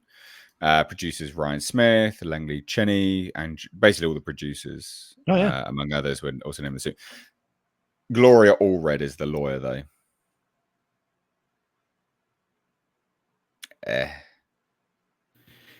She's a terrible human being. But she says the relationships for all of our clients have been damaged, and they won't be able to enjoy life in the same way as when Helena was alive. True. The family feels strongly that anyone responsible for her loss must be held responsible. I mean, this is all true. You can't argue that. Yeah, like you can't argue with it. It'll be interesting to see what happens with this one, because the other suits put against anyone else involved in lawsuits with Gloria Allred, they've all been dropped. They've not gone anywhere, because she's been involved in quite a lot of these lawsuits, actually. She was just sat there at Santa Fe going, "Oh, guys, I do your lawsuits." That's an awful thing to say, but you get my point. But it'll be interesting to see, because again, all of those other ones have been dropped, so it'll be interesting to see where this one goes. We shall see.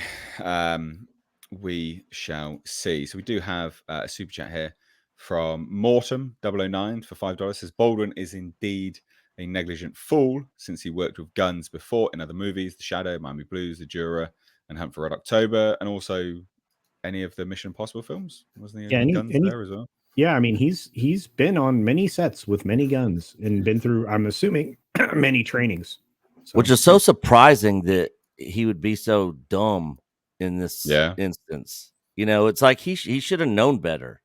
I mean, even when I'm dealing with actual real firearms and not using blanks or anything like that, anytime I know a gun's clear and everything and I'm handing it to somebody, I still never even pointed at them.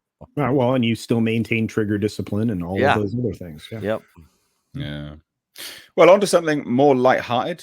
Paulie, I'm sure we can get your opinion on this one as well, buddy. We have got a brand new live-action Spider-Man series, Spider-Man Noir. It's a live-action series in the works from Lord Miller. Is that Lord and Miller? Is this going to be a Sony production? It's on Amazon. It's going to be on Amazon. Is Sony making it though? Oh, we'll get to it. We'll get to it. Oren Uziel, who co-wrote the Sandra Bullock, Channing Tatum hit The Lost City, is penning the series. So this is part of it's an Amazon Studios and Sony Pictures TV. So that it's they had some weird deal where Amazon just gets loads of stuff now from Sony. But yeah, this is interesting. So basically, Amazon Studios and Sony Pictures TV are going to be developing a Spider-Man Noir live-action series that will be written by Oren Uziel. I can't say that name. A big screenwriter who worked on The Lost City and 2021's Mortal Kombat. I didn't see The Lost City. I didn't hate Mortal Kombat. I had good fun with it. So it is Chris Miller and Phil Lord, the producers of Sony's Spider-Man Into the Spider-Verse animated movies, which first brought Spider-Man Noir character onto screens, helped develop the series, and will executive produce the series via their Lord Miller banner. Fucking Amy Pascal, who has a hand in all of Sony's Spider-Man adaptations, is also executive producing. Thoughts? What do we think about this? This sounds like a show that would be better for Batman than Spider-Man. Like just hearing the concept, like Spider-Man Noir, Superman Noir. What would he be doing? No, Batman. Oh, Batman. Oh God, yeah. Sorry. Yeah. I don't know. I guess this is like a elsewhere other multiverse Spider-Man that's going to be completely different. So maybe he's going to be more detective like Batman Spider-Man or something. Yeah, I don't know. It could be interesting. Yeah, I don't think this is going to be Peter Parker. Nicolas Cage won't be involved in it either. I read somewhere that it's not Peter Parker and Nicolas Cage isn't involved. Paulie, what do you think about this, mate? Are you a Spider-Man fan? Did you watch Into the Spider-Verse, the first one? Yes. What did you think of it? I loved it. Yeah, I had a really good time with that film. Actually. Yeah, I mean, looks like the same team, Phil Lord. It looks interesting. It definitely, it's an interesting concept. Yeah. Set in the Great Depression. Is there more information? You found more information, have you? Oh, it's just down below. Same Variety article. Oh, that's if they choose to do that. So yeah, you are right. The noir. Yeah. The noir universe is an alternate universe that reimagines some of the Marvel characters in a hard-boiled 1930s setting. Spider-Man noir character was more pulpy and more of a vigilante take on the character who was still named Peter Parker. Apparently, it won't be Peter Parker in this one. I read that somewhere. I have to find where that was. Oh, is it Miles Morales? For fuck's sake. Here we go. Found it. I knew I read it somewhere. So won't feature Peter Parker. Where was that then? So is it going to be steampunky? That'll be amazing. Where is it that it's not going to be Peter Parker? Okay, so the Untitled series will follow an older, grizzled superhero in the 1930s, so that's cool. New York City. An individual with knowledge of the project says that the show will be set in its own universe and the main character will not be Peter Parker.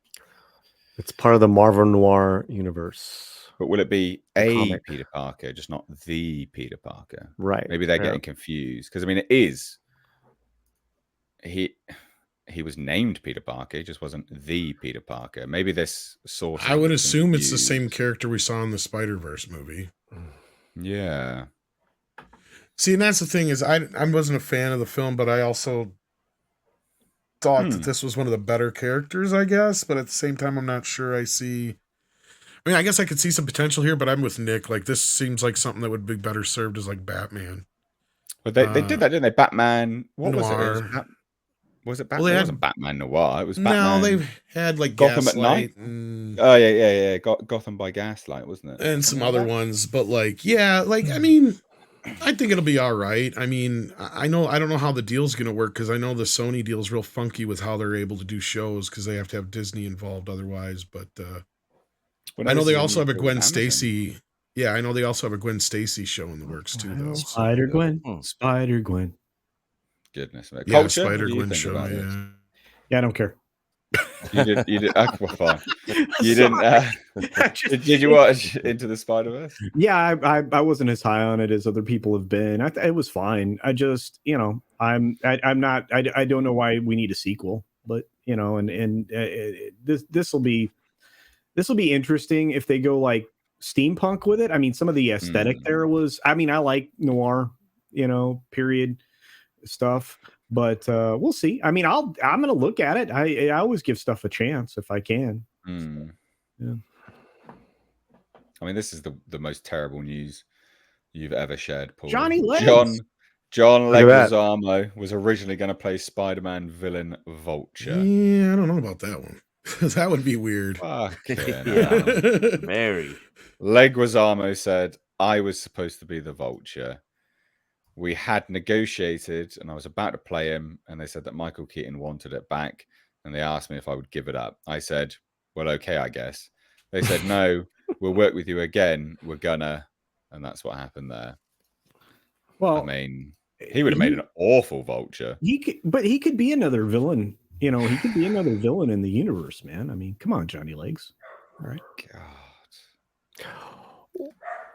I like that. For me, Johnny Legs played a great villain in these two movies, Violent Night and a shithead in The Menu.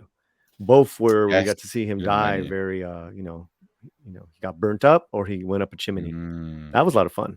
I like when Johnny Legs plays bad guys. Yeah, it wasn't. I don't have an issue with him playing a bad guy. I'm just not so sure he'd have done better than what Michael Keaton did with it. No, he wouldn't have been good there. Yeah, I don't know. I mean, again, because I loved Johnny Legs in Spawn and some other stuff. Great character actor. Yeah, but he's not Michael Keaton. No way. But as Zendaya's dad too on top of it. I don't know. Yeah, and how much of this is like just because Johnny Legs loves speaking out of the side of his mouth, so that's why I shared it because I'm like, oh, this is funny.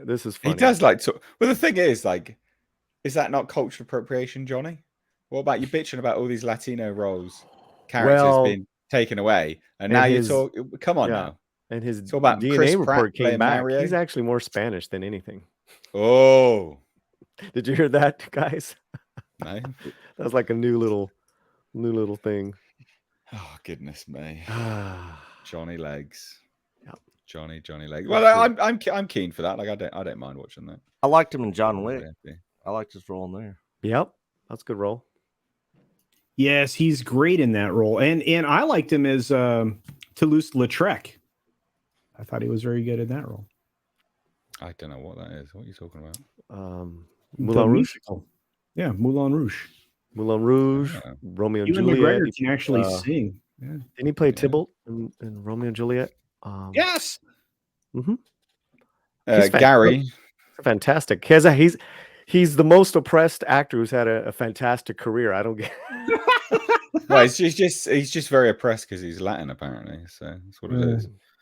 Well, I thought it was now more white than ever because he's more Spanish.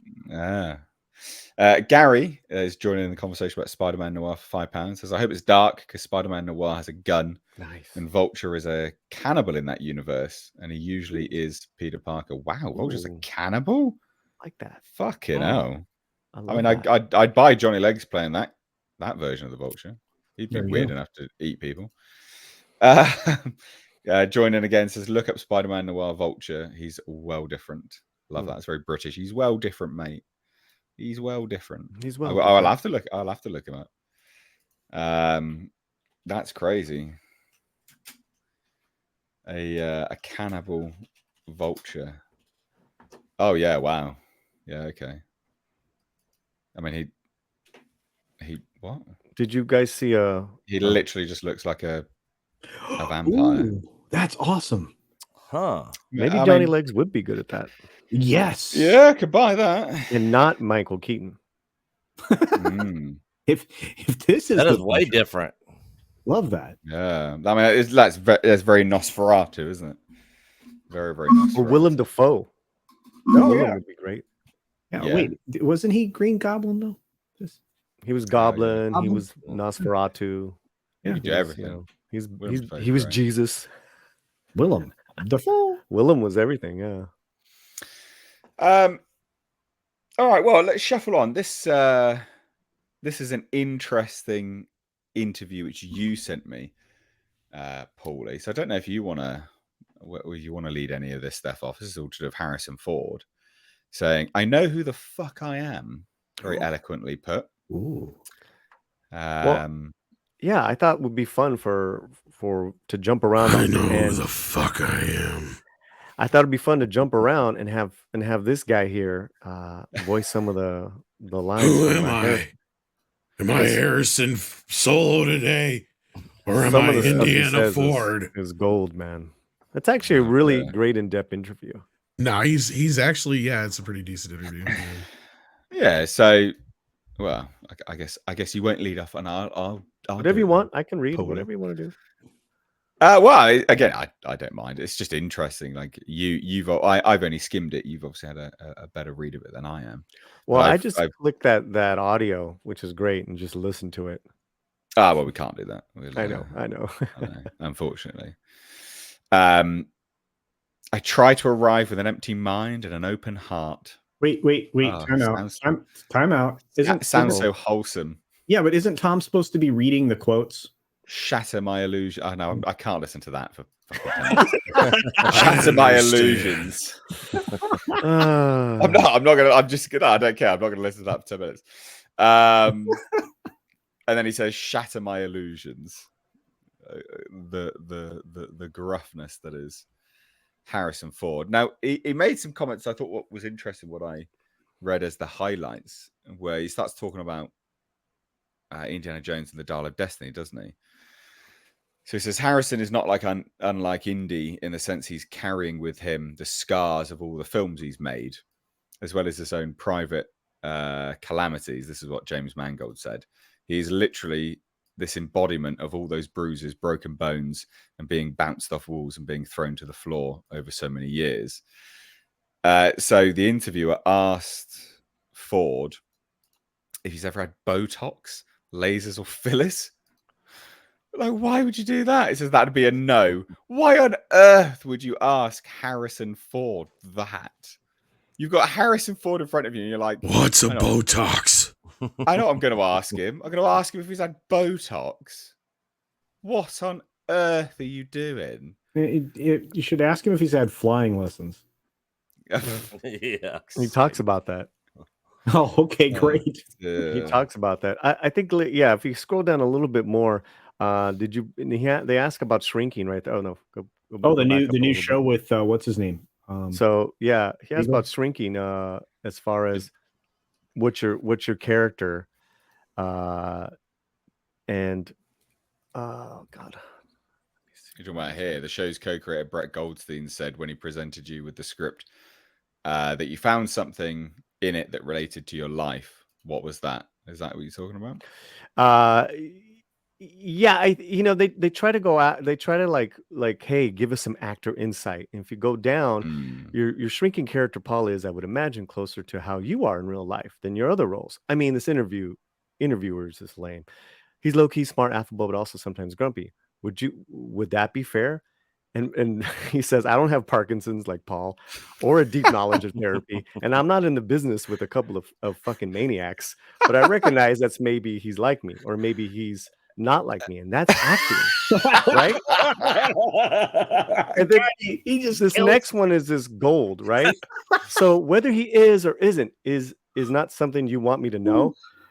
And Harrison says, you've hit on the first rule of acting club. Don't talk about acting. I love it, dude. Yeah. This interview is just eating this guy or lady or whatever this is. Yeah. Oh man. So it's really in depth, and Penske Media, ladies and gentlemen. You said in a 2002 interview that you did some therapy once. What's your honest opinion of the profession? My opinion is not of the profession, it's of the practitioner. There are all kinds of therapy. I'm sure many of them are useful to many people. I'm not anti-therapy for anybody except for myself. I know who the fuck I am at this point. I don't need anybody shrinking me. Stupid. Oh God. Scroll down. He asks about working with with Tyler Sheridan in 1923, and he's like, has Taylor given you a sense of how season 2 is going to be different than season 1? I haven't got a fucking clue. Well, yeah. This guy must have really struck him that way. The Like he's just wrong like, way. Yeah. Oh man. Right. He goes on to say, he asks, you've talked about knowing Yellowstone, Kevin Costner. You guys have a lot of history being up for the same roles over the years. Did you reach out to him at all? Nope. I wanted my own single relationship with Tyler to rule my behavior and my thoughts. I don't want to dirty up the road with somebody else's. I have no idea how they get along. I would assume they get along great because Kevin does a great job. Well, yeah, well, that as of news the other day, that's not so, but we'll see. Actually, there's supposedly no hard feelings between the two, so they say, but yeah. After you moved, you also took up flying again in earnest. You had at least one near-death experience. At least one. Only one. Did coming so close to death change you in any way? I changed a lot of things in my life. My wife does not fly with me in vintage airplanes anymore. She will in others. I certainly don't want to have to recover from that kind of accident again. It was really hard on my family. Best interview ever. I went back to flying. I know what happened, so that's part of the reason. My wife said I'm never getting in another fucking plane with you. So, in the words of the great philosopher Jimmy Buffett, shit happened. but then this interviewer. But isn't that even scarier when it's something entirely out of your control? When even if you do everything perfectly, and he obviously gets cut off. Well, if you never do anything perfect, that's a dangerous concept. So you're always looking to see what you did. Flying is especially like that. After every flight, you can analyze the flight and say, remember when I did that? That was a rookie mistake. You've also rescued several people with your helicopter. How do stranded hikers react when they're rescued by Harrison Ford? Oh my God. Well, one time we picked up this woman who was hypothermic on the mountain. She bathed in my cowboy hat, but didn't know who I was until the next day. I stopped doing it because we would be lucky enough to find somebody and then they'd be on Good Morning America talking about a hero pilot. It's nothing fucking like that. It's a team effort. It's lame to think about it that way. Oh, good God, dude. Yeah. He's just handing him his fucking ass at this point. If you go down, it's so good. If you go down as far as he at one point he says, I've had some hard interviews, man. Like, yeah. This is the interviewee's fault through and through. Oh yeah. If you scroll down a little bit more, during the keep going. What am I looking for? During that period, let me read this. In the late 1990s and early 2000s, you had a string of films that didn't perform well. Looking back, is there something you learned from that? What were the movies? I don't remember what the fuck I did. Like Firewall, Cowboys and Aliens. All What? entered with the best of intentions. I like to change genres. Take a movie like Morning Glory from Roger Mitchell with Diane Keaton and Rachel McAdams. It's a movie that could have worked, that should have worked, but the first job of a movie is to make its money back. God knows why something doesn't work. It doesn't usually take that much difference. I just go on and do something else. I wasn't counting the hits and misses. Oh my God. Yeah. I know you don't pick favorites, but is there a role you feel was underappreciated at the time that you're proud of? I'm proud of 42. I'm proud of K-19, The Widowmaker, where I played a Russian submarine captain. But I think they're good movies. That's why I'm proud of them. Each film has its own destiny. I don't go back and pass the experience. Wow. Oh, Yeah. God. Oh, this is funny. I remember critics came down pretty hard on the last Indiana Jones movie. Now that some years have passed, what's your feeling about it? Where the are hell they are they now? now? Well, they're still pretty harsh on it. Ah, No, I mean, the critics were harsh on it, but what are they doing now? right. I understand, but those were their rules, not director Steven Spielberg's and co-writer George Lucas's rules. They were imposing their rules on what the movie should be. I don't feel it's necessary to address those issues. I think that everyone has a right to their opinion. The film was not as successful as we wanted it to be, perhaps, but it didn't create an attitude or a behavior that carried over into this film. Oh, God. Wow. That's a very political answer for Mr. It Ford. was. Ah, this is great. And they What a go into great de-aging. interview. Yeah, I love his Yeah. explanation of well, it's actually they're obviously using deep fake and he doesn't understand.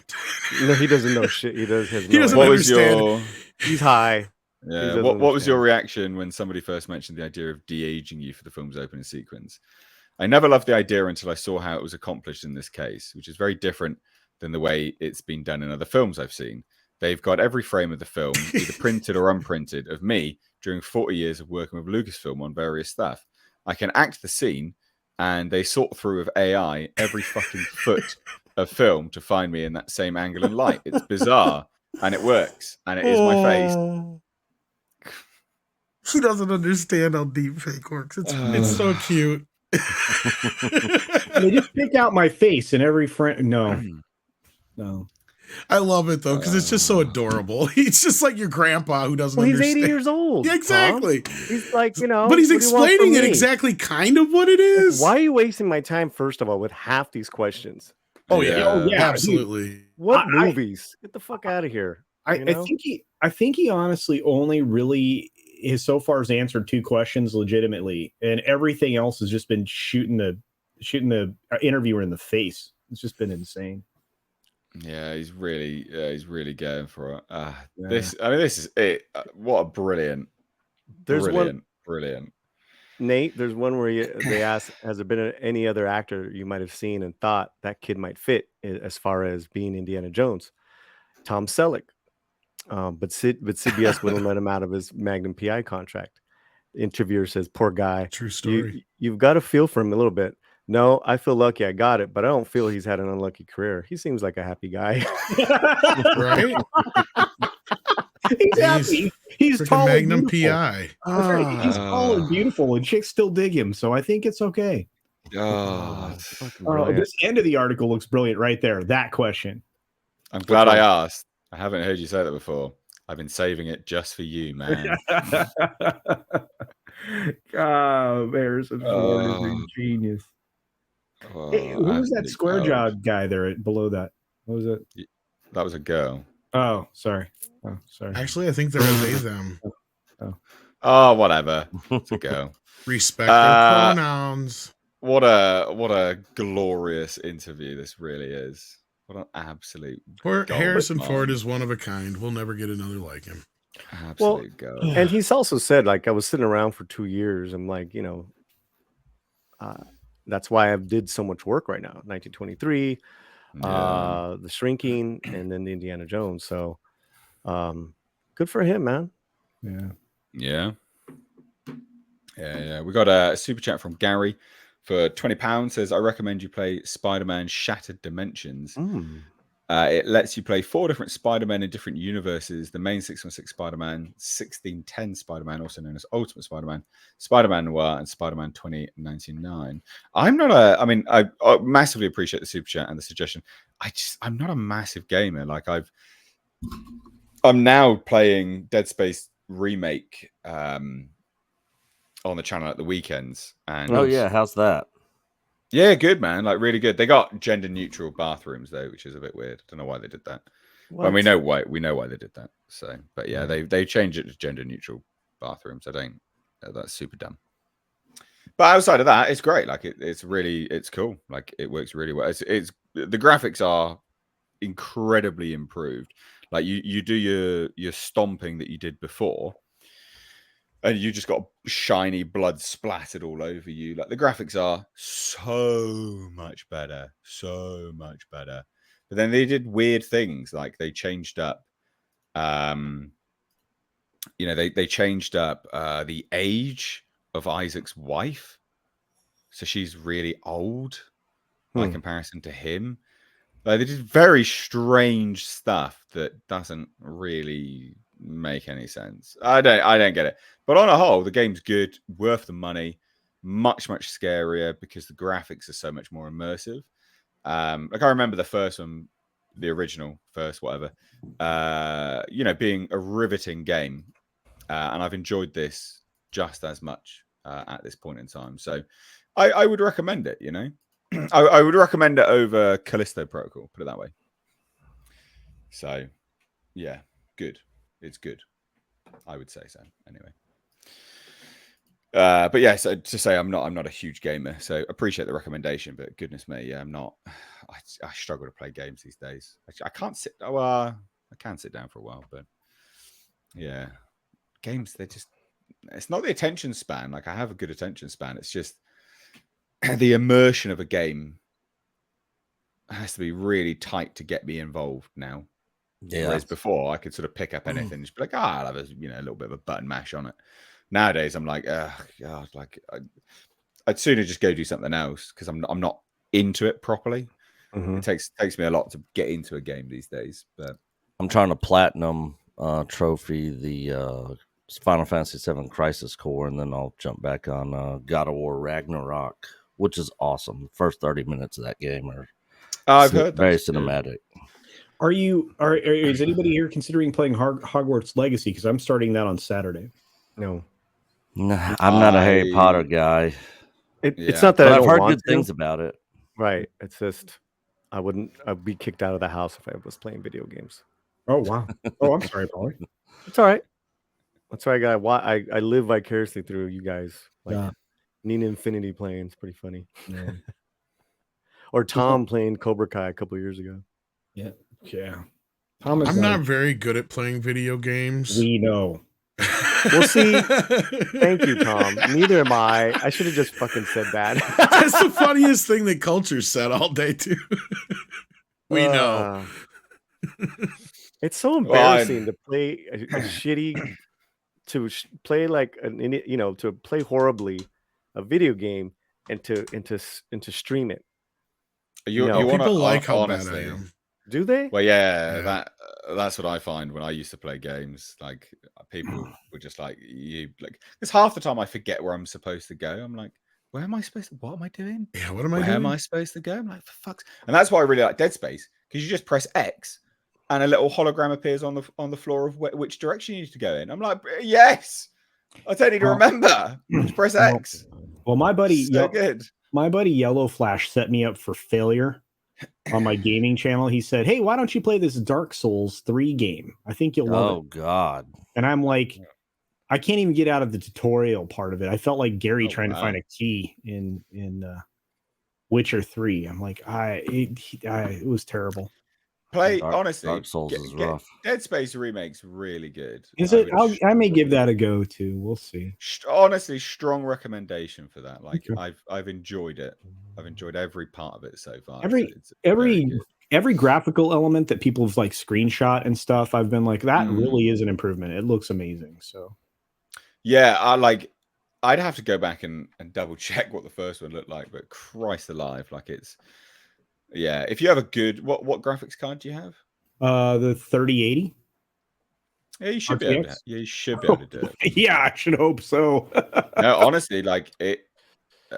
Nick, you'll be able to tell people this about the graphical prowess that game requires. I'm sure more than I can. Oh, for Dead Space? Mm. Is that the one you're talking about? The remake? Yep. I mean I don't know what the because I think The requirements to get the full effect of it, I think the minimum requirements are. I think you should be all right, but yeah, like it's a lot. Yeah, it's quite intensive. Let me have a look. Dead Space remake. Yeah, I've got the RTX 3080 with the memory, with the added memory on it. So. Maybe you'd be all right then. Yeah, I guess so. It should be okay. What am I looking at? Dead Space remake system requirements. Minimum space. They've got an i9 12K. I'm gonna be fine. All right. Flashy pants. Yeah, a little bit. RTX 2070 2070 or Radeon RX 6700 XT. So it does say, it won't need anything particularly powerful. Yeah. Why is that then? Because it looks like it requires something much better. I think it always comes back down to the engine or the particular rendering methodology. But yeah, I guess so. Wow. Yeah, wait. Because I got a remake 3090. So it was. I think it was done very similar as Final Fantasy VII Crisis Core, which was just they updated all the graphics and stuff in it, but it's the exact same game. They did the same thing with Diablo 2 when they remastered it. I can't even remember what graphics card. What graphics card do I have? This is where I sound like an absolute idiot. I think that's what I got as an RTX 2070, which is the recommended. I really feel like anything that's an RTX 2000 series and up is going to be fine. Yeah. I've got a 3090 Ti. I think that's nice. That's a nice card, dude. Yeah, I got that for rendering videos. For videos, yeah, that's why I got mine too. I'm like this. Pronto. Need snappy stuff. Yeah, but yeah, that plays games good. So cool. Cool, excellent. Well, anyway, ladies and gents, we're sort of rounding out our conversation here into nonsense, as you can probably tell. Now we're just we are just rambling. We are done with our topics for today on the Hcast. I hope you enjoyed it. Everyone's channel, I don't think yours is in the description box, Culture, so I will chuck that in there. Yeah, I don't know. Not. It's my fault for being tardy. I should be punished. No. It should be part of it, but I don't think I put it in there. But I will. I'll update the description anyway. But yeah, guys, please do hit subscribe on the second channel. It's in the description box. Mistakes Reviews live archives. Everything goes up there as clip videos. What's everyone got coming up? Paulie, you got anything special? You got the after show, actually, haven't you? I got the after show right now. So if anyone on the panel wants to come by, I'm going to be with Struggle TV Reviews. We're going to go over top stories. We'll have some more fun with this Harrison Ford and Salma Hayek. Too sexy for her career. Oh yeah, she's way hot. Too big for her bra. She gets to rub on Channing Tatum. That was good, Mr. H. That was good, isn't it? I'm glad someone appreciated it. That was good. It's just culture kind of talked over it first. Oh, I'm so sorry. I should again. Terrible. Don't worry about it. Oh my god. But yeah, we should. I don't know if anyone knows in the chat who Struggle Reviews is. She's got a great channel. Come on by and say hello. We're gonna go for about an hour, and then we need to redirect the show to Tommy's show. Cool. So Tom, you've got your Midnight's Edge After Dark stream as well, haven't you? Yeah, I got to get it set up yet. Whoops. Comes up in an hour here. Yeah, trying to get this video done at the same time in the background. So yeah, hopefully, I have no idea what we're really going to talk about yet, but probably some of these things that came up here, I imagine. So yeah. But we'll see. Culture, what you got doing? What you got going on? I got a little bit of work to catch up on. Otherwise, I'd pop over with Paulie. But I'll probably be listening to Paulie, and then I'm going to go hang out with Tom. And then cool. And then after that, I go to Comics Division. I'm not sleeping ever again. I go to Comics Division for the late. Jesus, I haven't been on comics in a minute. You need to be there, dude. I never get invited, so you know what? You would gladly be invited, my friend. Yeah, well, I will. I will get him to invite me. Then I'll make that happen. It's just normally just imposing myself. I'm just you. Here's the problem, Nate. You. This is like during sleep time for my UK friends. Yeah, true. This is true. I'll dude. You throw that invitation out there. I'll send it along, man. You know that. Yeah. Nick, have you got a chill stream? That's what you normally always say. Chill stream coming up with me and Coach.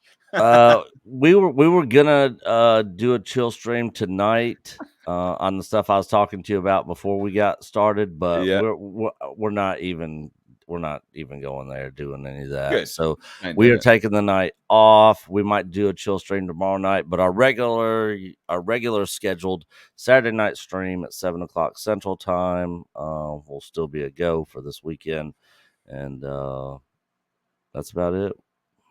Excellent. Well, we'll be back next Tuesday with the Hcast episode 10. 10 episodes. That is. Oh, you know what I did? Oh, what? I did the National Treasure last episode. Suffer long. It was yeah. Why'd you do that? Yeah. Because I reviewed every episode anyways, so I'm like, I might as well just completely make a fool of myself and sadomasochistic shit. Yeah, it was really, really. Yep. Yeah. I just want to let people know I did that. Well, we can all judge you, I guess, for doing that. That one you can. You're gonna drive yourself back to drinking. Oh man, I gotta call. My that's if he hasn't already. I gotta call I gotta call my sponsor. I was gonna say you might want to call your sponsor tonight. I gotta fucking call my sponsor a lot of shit. Dear. Right. Well, ladies and gents, thank you all so much for joining us here today. Peace out. Take care. Bye-bye. The after party. See you guys. Yeah, bye. Bye.